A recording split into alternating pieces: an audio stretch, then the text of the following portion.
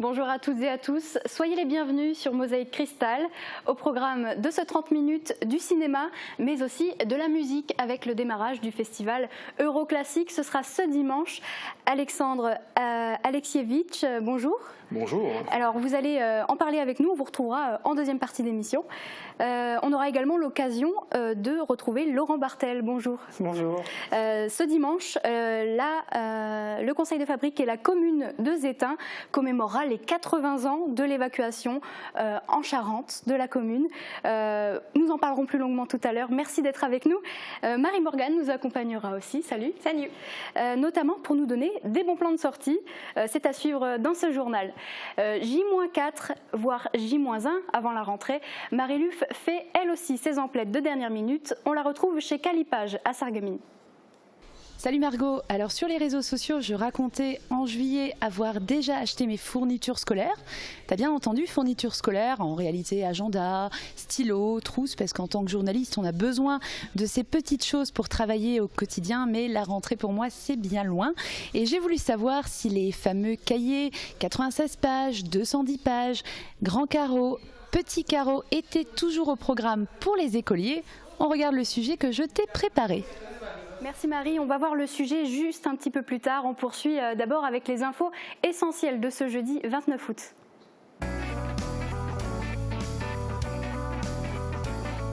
Un gagnant toutes les semaines, toute l'année, c'est chez Best, votre centre commercial à Paris-Bersvillers. Beach s'est montrée sous son meilleur jour, mais conservera-t-elle sa 4e fleur? Le jury national du label Villes et Villages Fleuris de France a fait sa tournée d'inspection, guidée par le maire et les techniciens de la commune. Sur la grille d'évaluation du jury, les critères sont très variés. Verdict en novembre.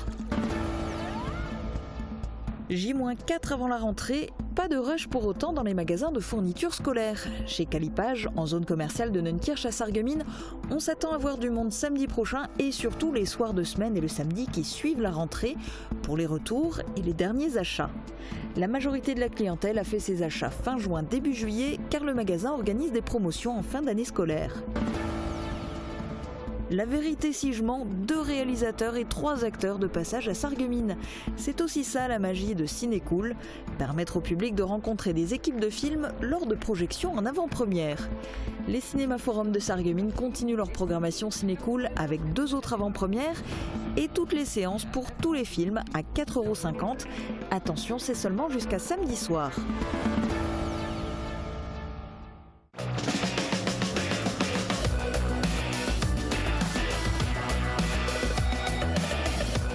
La médiathèque de l'Agglo, l'innovation au service de la culture.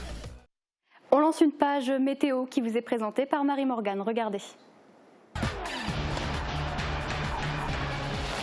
Avec le Crédit Mutuel, partenaire des grands événements sportifs.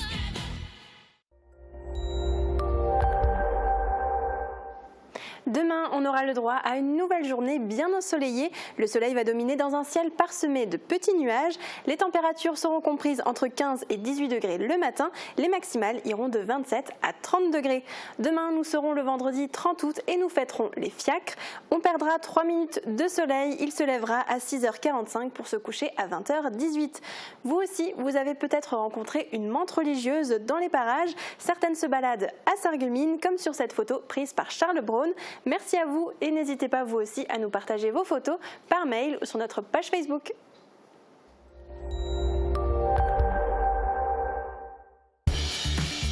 Je dois mon esprit d'ouverture à d'ingénieux créateurs. Fermap, des fenêtres étudiées pour vous. Pas de rush dans les magasins, les clients afflueront probablement samedi, veille de rentrée, mais également après 17h en semaine et bien sûr samedi prochain. Marie-Luf profite du calme avant la tempête pour s'informer sur les tendances. Regardez. Dans les rayons, un papa et son fils. Plutôt inhabituel? Pas du tout. Dans cette famille, pas de rôle établi. Melvin fera sa rentrée demain. Pour l'heure, il s'agit de lui trouver une trousse. Pas de frioriture, la trousse doit être basique et fonctionnelle. Pour l'agenda ou le stylo à encre, le papa autorisera la fantaisie. Mais Melvin n'achètera probablement pas de stylo à encre car la grande tendance, ce sont ces stylos effaçables. D'ailleurs, le papa va en prendre un pour le travail. Ici, la rentrée se prépare sereinement. Volet économique maintenant, comment se positionne le magasin et comment gère-t-il les flux de clientèle? Réponse avec Karine Charenberger, la responsable du magasin. Ah oui, volet économique, Margot, tu le disais, ma première question, qu'est-ce que représente pour vous la rentrée pour un magasin comme Calipage ? La rentrée scolaire, c'est pour nous le temps fort de l'année. C'est là où nous avons beaucoup de monde de magasins. Donc tant le collégien que le lycéen, même l'école primaire, tout le monde a besoin d'acheter son cahier, son stylo et dans notre magasin. Nous faisons aussi au mois de juillet une promo dès les vacances. Donc c'est là où nous proposons 20% de remise sur l'ensemble des fournitures scolaires, hormis les promotions et les dictionnaires, les calculatrices également. Et c'est là où les gens profitent de l'occasion pour acheter le sac ISPAC, donc le sac qu'il faut pour le collège et pour le lycée. Alors sur les tendances, je vais y venir tout de suite. On va d'abord parler du panier, le panier moyen pour un écolier, pour un collégien, pour un lycéen. Est-ce que vous avez une fourchette ? La fourchette à peu près une centaine d'euros. En général, c'est la somme, c'est une bonne somme. Après, tout dépend si les gens achètent un sac ou ont besoin d'une calculatrice. Donc là, après, ça peut chiffrer tout de suite un peu plus. Pour les écoliers, pour les lycéens, est-ce qu'il y a des objets phares peut-être sans citer de marque, mais est-ce qu'il y a des objets phares pour les écoliers et pour les lycéens, un must ? Un must, je dirais, ça resterait toujours le stylo où on efface et on réécrit dessus sans avoir besoin d'autres accessoires supplémentaires. Ah, ça tombe bien, on en parlait dans le sujet qu'on a vu juste avant. Moi j'ai une dernière question pour vous. Ici à Sarreguemines, à Calipage, quelles sont les tendances? Est-ce que les gens viennent plutôt en juillet ou plutôt en septembre? Les gens ici à Sarreguemines viennent déjà pour les jours fous parce qu'ils savent que tous les ans, ça fait déjà plusieurs années de suite que nous proposons cette opération. Le mois de juillet est un peu plus calme vu que les gens partent en congé et après le 15 août, c'est vrai que là les gens pensent de nouveau sérieusement à la rentrée et viennent faire leurs achats. Super, merci beaucoup. Merci. Cette semaine, et encore plus que d'habitude, le 7e art est en fête au Cinéma Forum de Sarreguemines. Dans le cadre de l'opération Ciné-Cool qui dure jusqu'au 31 août, le prix d'une séance est de 4,50 € pour tout le monde. Le cinéma a même accueilli l'avant-première du film La vérité si je mens, en présence d'acteurs et de réalisateurs. Guillaume Dumonteil était sur place. La vérité, les acteurs qui incarnent les personnages dans ce préquel de La vérité si je mens sont quand même différents. Il était impossible de rajeunir les acteurs précédents, Richard Anconina, Bruno Solo ou encore José Garcia, pour montrer comment les personnages de cette saga sont entrés dans l'âge adulte. Les réalisateurs de ce préquel, Michel Munz et Gérard Buton, scénaristes et dialoguistes dans les précédents opus, ont donc trouvé des acteurs tout frais. En plus des 2 co-réalisateurs, 3 des jeunes acteurs du film étaient présents au Cinéma Forum pour cette avant-première exceptionnelle. Johan Manca, Michael Lumière et Anton Chazar. On n'a pas cherché à avoir les plus ressemblants ou ceux qui imitaient les autres. On a essayé de trouver ceux qui semblaient le mieux incarner les personnages. Et ce qui était formidable, c'est qu'au fur et à mesure du tournage, on s'est aperçu qu'ils prenaient la voix des acteurs précédents. Mais vraiment, c'est troublant. En s'intéressant au début de l'histoire des personnages, les co-réalisateurs ont voulu continuer cette saga en la renouvelant pour expliquer comment leur bande s'est constituée. Ils ont également voulu recréer l'atmosphère des années 80. Près de 180 spectateurs ont assisté à cette avant-première au Cinéma Forum. Le film sortira officiellement en salle le 16 octobre. Ça a suivi un peu ou pas ? À noter qu'il y aura 3 autres avant-premières cette semaine. La première ce soir à 20 h avec la projection du film Fourmis, dans lequel joue l'acteur François Damiens. Et toutes les informations sont à retrouver sur le site internet des Cinémas Forum. Plateau de chef à la radio, c'était une émission spéciale sur Radio Studio 1. Profitant de la disponibilité de Michel Roth, la radio locale a invité les chefs cuisiniers et restaurateurs du pays de Bitche et de la proche Alsace. Ils étaient une dizaine à répondre à l'invitation. L'occasion pour eux de se rencontrer et d'échanger au micro pour le plus grand bonheur des auditeurs. Vous n'étiez pas dans le métier, vous étiez passionné. Autre chose, si vous avez passé ces derniers jours par la rue de Sarreguemines à Ypelin, vous n'avez pas pu manquer les travaux en cours, car si la chaussée n'est pas impactée, le chantier nécessite tout de même une circulation alternée. Thomas Drouin s'est rendu sur place. Petit à petit, la rue de Sarreguemines à Ypelin change de visage. Sur place, les ouvriers s'activent pour construire les équipements prévus dans la deuxième tranche du chantier de requalification de la rue. La portion concernée par les travaux actuels est celle de part et d'autre des arrêts de bus. Quelques décamètres pour lesquels la mairie a particulièrement soigné les équipements pour en diminuer encore la dangerosité. En plus des feux déjà existants destinés à réduire la vitesse des voitures sur ce tronçon, la rue sera équipée de places de parking afin que les voitures ne se garent plus sur le trottoir, les laissant libres pour les piétons. Le coût de cette tranche des travaux s'élève à 303 000 €. Une moitié de cette somme provient de subventions du département et de la Casque. Le reste est financé par la commune elle-même. Débutés en mai, les travaux devraient se terminer en septembre, c'est-à-dire dans les temps prévus, malgré un petit retard lié à la livraison des quais des arrêts de bus.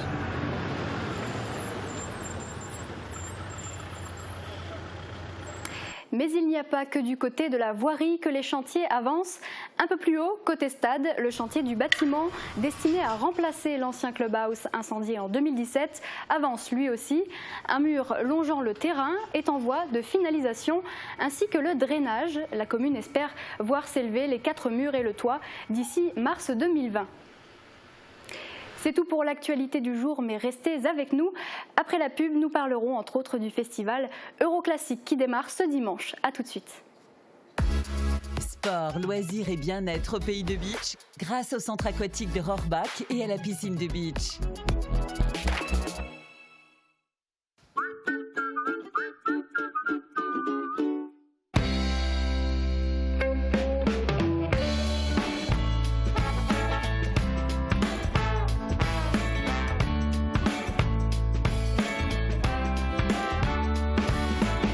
Le mois de la mode, c'est chez Best. Ouverture exceptionnelle pour la braderie le 8 septembre de 10h30 à 19h30. Soyez curieux, découvrez la nouvelle saison culturelle 2019-2020 au Pays de Beach. Au programme, des artistes de renom, des concerts et des spectacles empreints d'humour, de rêve et de magie. Ne manquez pas Anne Etchegoyen et ses choristes basques ce dimanche 1er septembre à l'espace Cassin à 18h. Informations disponibles à l'espace René Cassin de Beach ou sur www.cc-paysdebeach.fr. Le restaurant Victoria à Vitre, disposant d'un cadre idyllique avec sa terrasse au bord du canal, vous apporte une nouveauté pour cet été. Des viandes d'exception placées dans sa nouvelle chambre de maturation et son sel rose de l'Himalaya.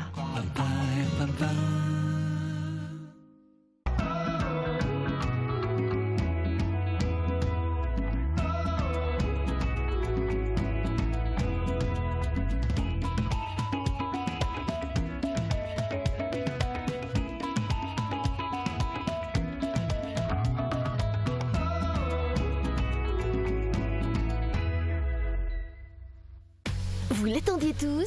La saison culturelle de la ville de Sarreguemines redémarra sur des chapeaux de roue dès le 4 octobre prochain.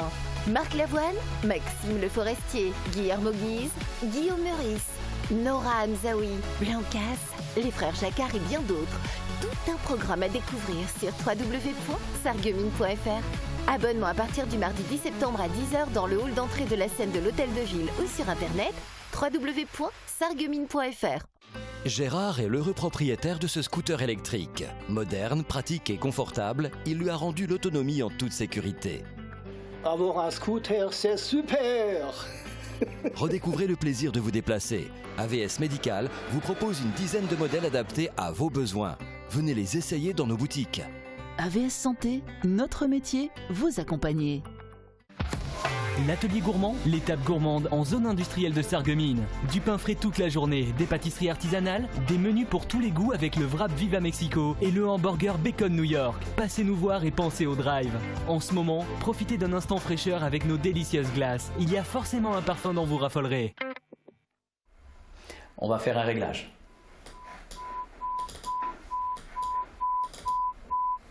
Et là, vous m'entendez? Beaucoup mieux. Parfait. Il y aura toujours un conseiller passion de l'audition près de chez vous.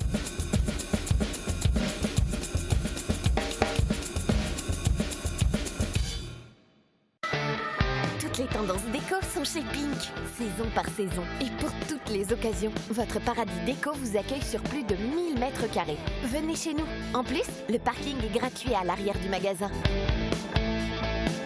Pink, à Sarrebruck, à côté de l'Europa Galerie.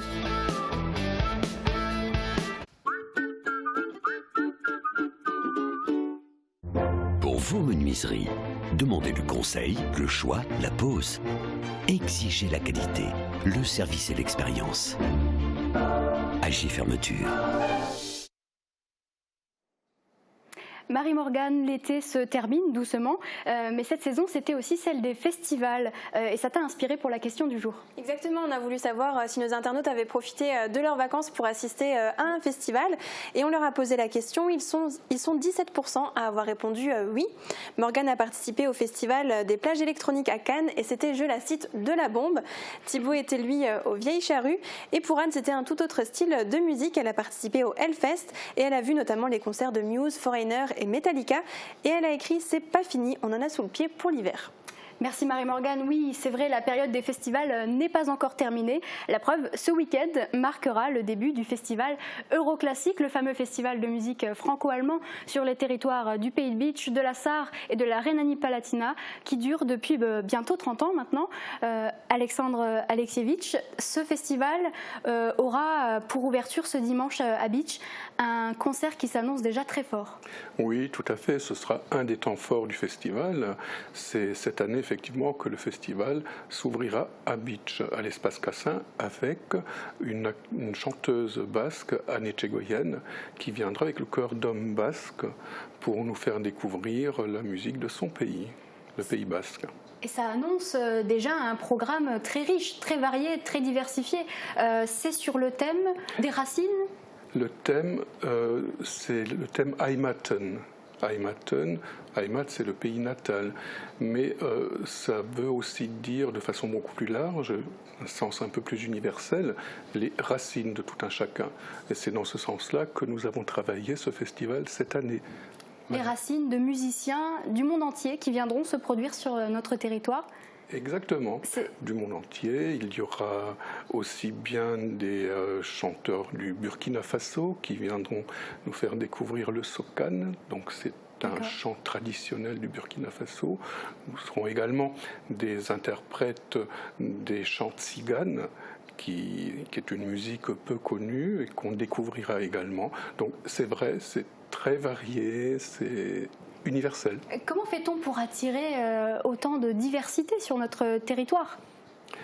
Écoutez, c'est un peu, comment dire, il faut prendre son bâton de pèlerin et aller frapper aux portes des artistes, dire voilà, nous avons un thème, ce que vous faites nous intéresse, est-ce que vous êtes prêt à venir, est-ce que vous êtes disponible ?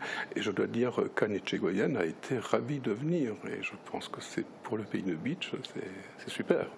Alors le concert d'Anne Etxegoyen, effectivement, ce dimanche, il y a aussi 7 autres concerts qui auront lieu rien que sur le Pays de Bitche. Est-ce qu'on peut citer quelques dates clés ? Oui, alors en fait il y aura 7 concerts, 5 pendant le mois de septembre et 2 au mois d'octobre. Donc pratiquement tous les week-ends, vous avez un concert au mois de septembre.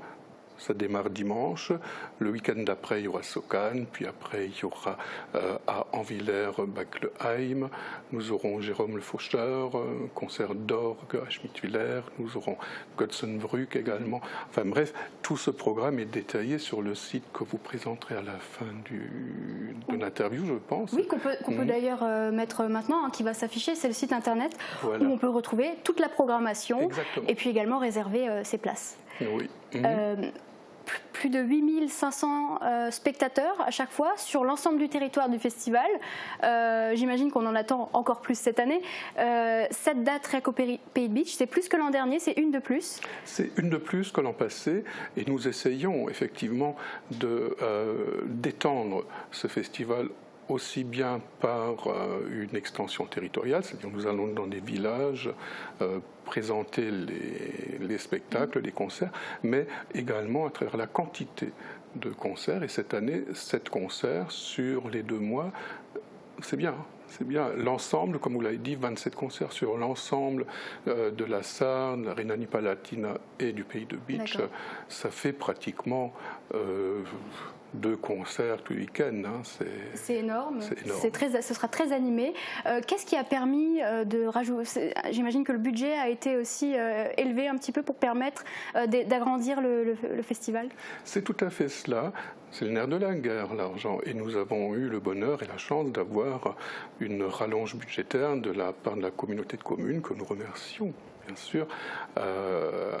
Et cela nous a permis effectivement de rajouter un concert supplémentaire dans la programmation cette année. Depuis 1990, la date environ où le festival a débuté, ce festival a permis de créer des liens franco-allemands entre 2 nations. C'est toujours le cas aujourd'hui? Ce festival permet de renforcer cette union? C'est toujours le cas et je dirais que plus que jamais, c'est important d'avoir ce genre de manifestation. Il est vrai qu'au départ, ce festival, c'était la volonté justement de rapprocher les territoires de part et d'autre de la frontière. Et c'est vrai aussi que les territoires frontaliers ont ce besoin naturellement. Mais aujourd'hui, c'est important aussi de faire en sorte que la jeune génération qui suit puisse avoir cet échange transfrontalier qui est d'une richesse inouïe et qu'il faut à tout prix pérenniser. D'accord. Alors, 27 dates sont disponibles jusqu'au 31 octobre, date de fin du festival. Et donc, si nos téléspectateurs sont intéressés, eh bien, ils peuvent encore réserver leur place. C'est encore possible. Même pour ce dimanche, il y en a encore qui sont disponibles. Alors, dépêchez-vous de les réserver. Merci beaucoup, Monsieur Aleksievich, d'avoir été notre invité aujourd'hui. Merci à vous. On va continuer sur le thème du divertissement et de la culture avec nos bons plans de sortie. Marie-Morgane en a préparé quelques-uns. Alors, exactement. On t'écoute. Alors, pour les amateurs de voitures anciennes, il y a ce dimanche un des plus grands rassemblements de la région. Le Festival des voitures anciennes de Hambar accueillera cette année encore plus de 700 véhicules. Il y aura également des stands avec une bourse de pièces détachées. Vous pourrez assister à un concours d'élégance. L'entrée est libre à partir de 8h30 et il y aura de la restauration sur place toute la journée et une soirée pizza à partir de 17h. Alors à Sarreguemines, il y aura une compétition plutôt originale. Oui, le jardin des faïenciers de Sarreguemines va accueillir dimanche la 4e édition du Challenge des faïenciers. C'est une compétition de tir à l'arc qualificative pour le championnat de France et vous pourrez observer les archers au milieu du jardin et vous pourrez même participer à une initiation donnée par la compagnie de tir de Sarreguemines. Rendez-vous au jardin à partir de 10h. Alors il y a beaucoup de sportifs à Sarreguemines, mais je sais qu'il y en a qui préfèrent toujours observer et tu as quelque chose pour eux. Alors là, c'est plutôt pour ceux qui veulent plutôt pratiquer. Effectivement. Okay. Et pour eux, direction Beach, où la société d'escrime et de tir organise ce dimanche sa 20e marche populaire. 3 parcours seront proposés de 5, 10 ou 20 km. Pour les cyclistes, il y aura aussi 2 circuits VTT de 15 et 30 km. Les départs pour les marcheurs et les cyclistes se feront de 7h à 14h à l'étang d'Asselfurt. Mais ce n'est pas tout, il y aura également du tirathlon de 9h à 17h30. Des concours de tir à 10 et 50 mètres seront organisés. Ah oui, d'accord. Mais merci. Tu nous proposes aussi une exposition qui pourra sans doute plaire aux familles. Ah oui, les dinosaures s'invitent à Beach. Vous pourrez rencontrer une vingtaine d'espèces disparues comme le Triceratops ou le Tyrannosaure avec des panneaux explicatifs. Il y aura également plusieurs animations pour les enfants, un quiz, des ateliers de fouilles archéologiques et la projection d'un film documentaire. Alors ça se passe samedi et dimanche de 14h30 à 19h à l'espace Cassin. L'entrée est à 7 € pour les enfants de 2 à 12 ans et 8 € pour les plus grands et les adultes. Ça m'intéresse. Marie-Morgane, tu as une dernière sortie à nous proposer, c'est un marché aux puces spécial couture. Oui, et ce sera à Petit-Réderchin.